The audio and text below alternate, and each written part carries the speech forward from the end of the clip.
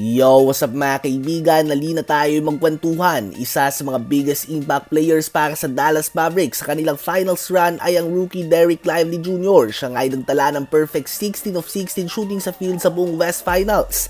Ang kanyang energy, depensa at eye-opening dunks ay malaking dahilan kung bakit ang Dallas Mavericks ay nasa kinatatayuan nila ngayon. Isang player na maaalala sa kanya kapag napanood siya ng mga fans na maglaro ay ang isa sa mga key players ng championship run ng Dallas Mavericks noon na si Tyson Chandler. Sa mga hindi nakakakilala nga kay Tyson Chandler, siya nga ay halimaw noong high school pa lamang, averaging 26 points, 15 rebounds and 8 blocks per game. Bumila sa kanya ang lahat ng mga bigating kolehiyo, subalit pumasok na nga kaagad siya sa NBA after high school.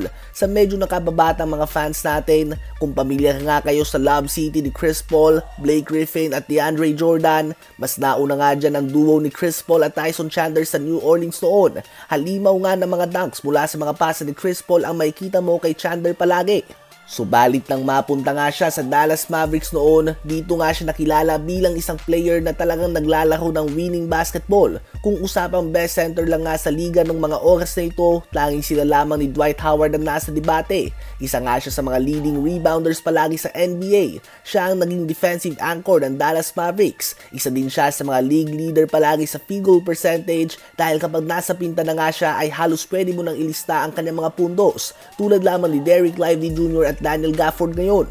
Siya din nga mga kaibigan ang main beneficiary sa mga pasa ng head coach ngayon ng Dallas Mavericks na si Jason Kidd sa kanilang championship run. At ngayon matapos ang mahigit isang dekada ay tinutulungan niya pa din nga ang team na ito na magkampiyon bilang player developmental coach. Ang kanyang main student ngayon ay si Dereck Lively Jr. Buong taon nga before and after practices ay nag-e-ensayo sila separately ni Tyson Chandler.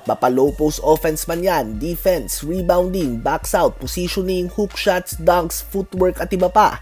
Trabaho nga ni Tyson Chandler na gawing hinog ang rookie at handa para sa mga bigating games. At mukhang maganda nga ang trabaho na ginagawa ng 19-year NBA veteran and former Defensive Player of the Year winner. Dahil sa ngayon nga ay kung maglaro si Dereck Lively Jr. ay tila ba hindi na ito isang rookie. Ang mga play nga na ganito ay madalas mo makita na ginagawa ni Lively Jr. At bukod nga kay Lively ay pati na din si Daniel Gafford ay minimentoran na din ito ni Tyson Chandler. At kitang-kita nga ang impact ng veteran presence niya sa dalawang player na ito.